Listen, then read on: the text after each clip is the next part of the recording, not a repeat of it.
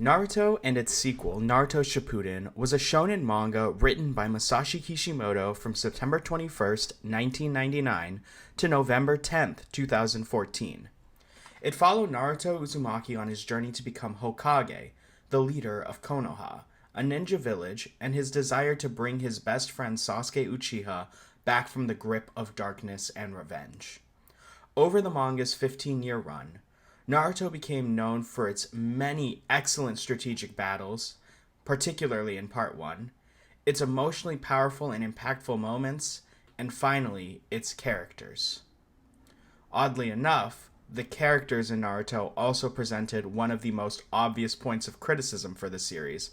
As anyone who has watched or read all of Naruto can attest, the story is notorious for two things. The first is an aggressive and frankly insulting use of flashbacks, and the second is creating amazing characters that then get relegated to the background so that Naruto and Sasuke can have yet another chance to show off. Even with that flaw, Kishimoto created many unique characters over the course of Naruto's publication. Some, like Jiraiya, Itachi, Gaara, and Madara, are almost all universally loved. Others, not so much. When it comes to the ninja of Konoha, there is one character amongst the rookies that most fans of the story tend to place into a separate category above the rest. Today we will be discussing the only one of the Konoha 11 that managed to escape obscurity and become an excellent character in his own right. Our topic for today's video is why I love Shikamaru Nara.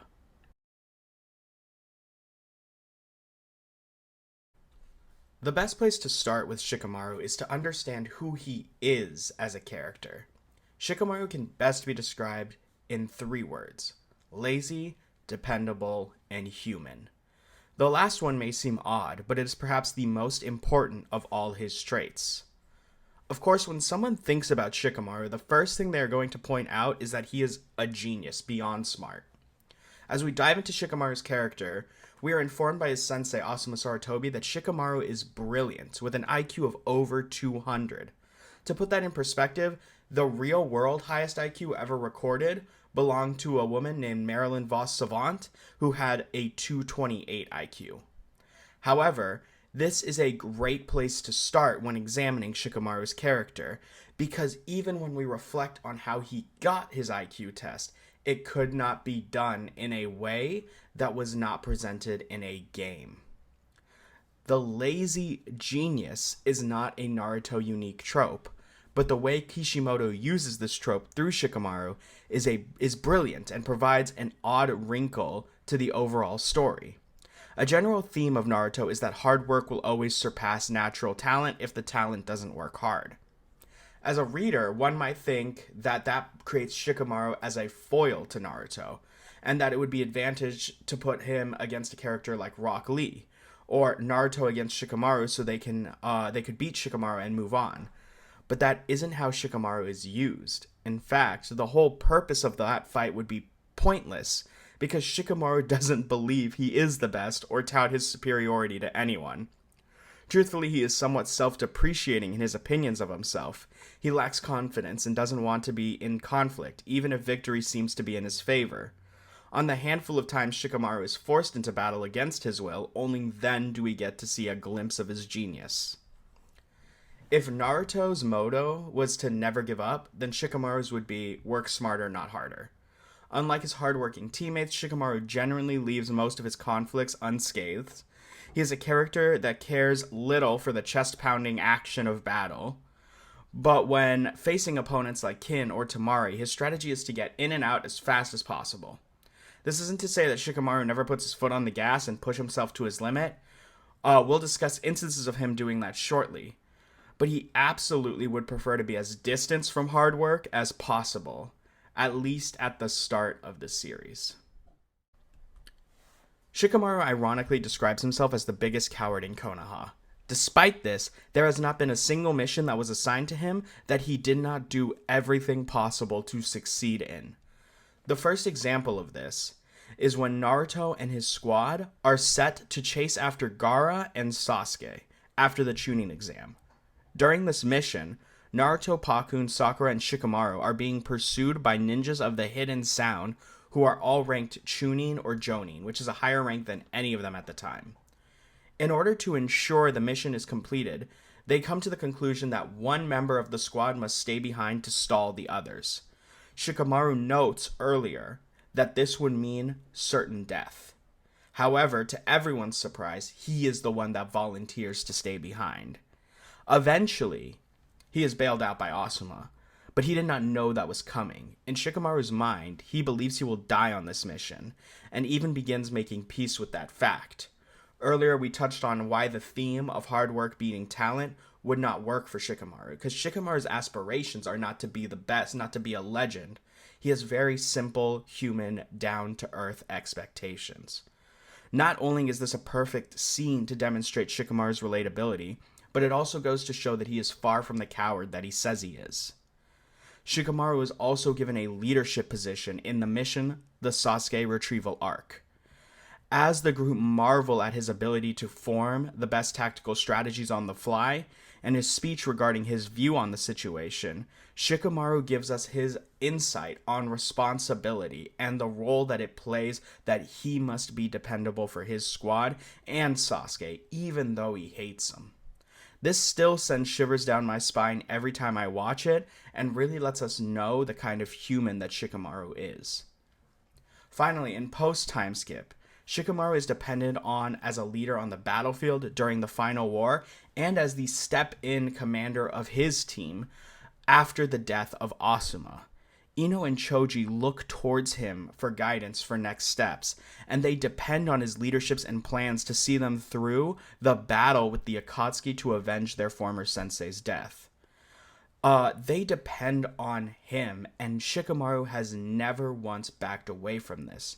He has shown time and time again how dependable he can be, and while not a powerhouse, he still knows his value to a team and is far from the weak and cowardly mindset that he portrays.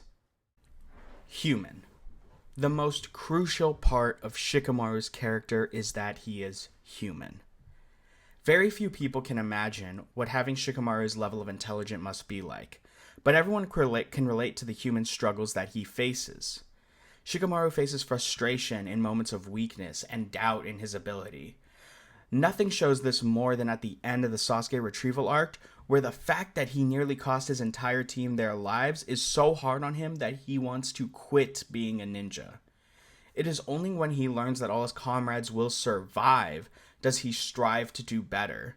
He is teetering on the edge of a breakdown, and his emotions are so potent and human that you can't help but root for him and cheer as he says one of the most poignant lines of dialogue he has throughout the whole series. While the dub and sub disagree at times, I prefer actually the dub's version of this, where he cries and says, "Next time the mission will go perfectly." However, Shikamaru's humanity spans far beyond his role as a ninja. Shikamaru, frankly, is just a good guy. This can be seen in his relationships with both Naruto and Choji. Starting with Naruto, Shikamaru is quick to question why people avoid and mistreat him. While Shikaku, who is in my opinion the best living father in Naruto, does not divulge that Naruto, of course, is the Jinchuriki for the Nine-Tailed Fox, he does ask Shikamaru what he thinks about Naruto. When Shikamaru replies that he doesn't think it's right to avoid Naruto or mistreat Naruto, Shikaku encourages that sentiment and implores Shikamaru to do what he believes is right. It is for that reason that many people believe Shikamaru is more of a friend to Naruto than Sasuke ever has been, as it was also Shikamaru that pulled Naruto through some of the hardest moments of his life. Choji and Shikamaru's relationship is even more heartwarming in my opinion. For all intents and purposes, Shikamaru was a relatively liked kid. Not that he was Sasuke popular, but he was always invited to play games and was never ostracized. Despite this, when Shikamaru sees how cruel people are being to Choji while playing a game of ninja, he quits the game entirely.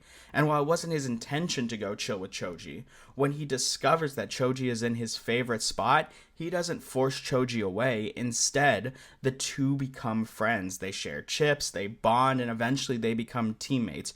Choji trusts Shikamaru implicitly, because Shikamaru has shown that in his core he is a good person and would never sell out his comrades. Shikamaru is hardly the strongest character in Naruto, but there are few that hit the simple levels of humanity that this series is built on harder than Shikamaru.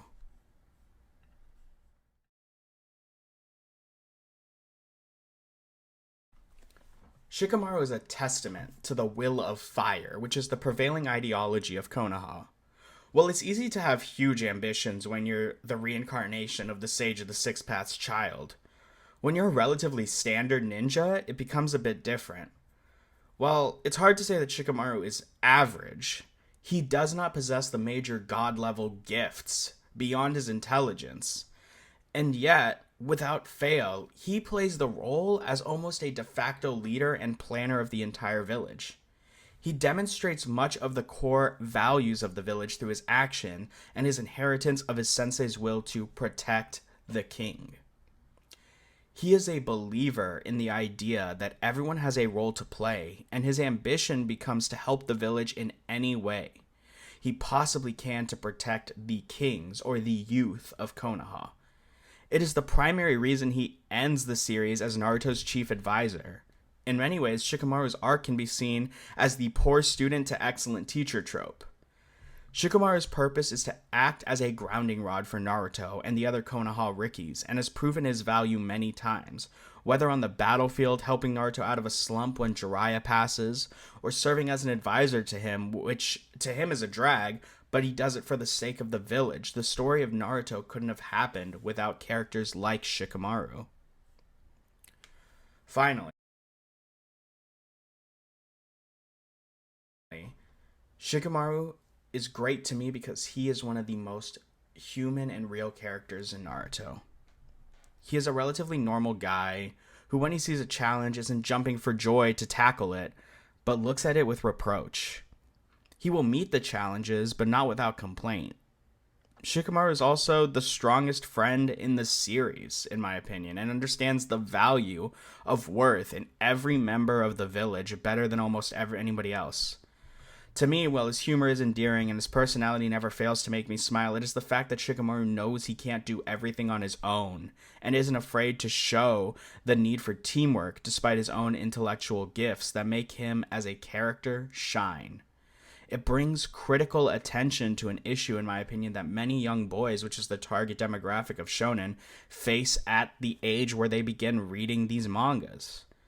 Yes, you can be brilliant. Yes, you are capable, but that doesn't mean you should treat others as indifference, and it doesn't disqualify you from asking for assistance. It's okay to hurt. It's okay to cry. It's even okay to complain when things get hard. But you should always meet the challenge to the best of your ability. It is for the lessons that are taught through Shikamaru's character that I think he is quite possibly one of the best characters in Naruto, and why I love Shikamaru Nara.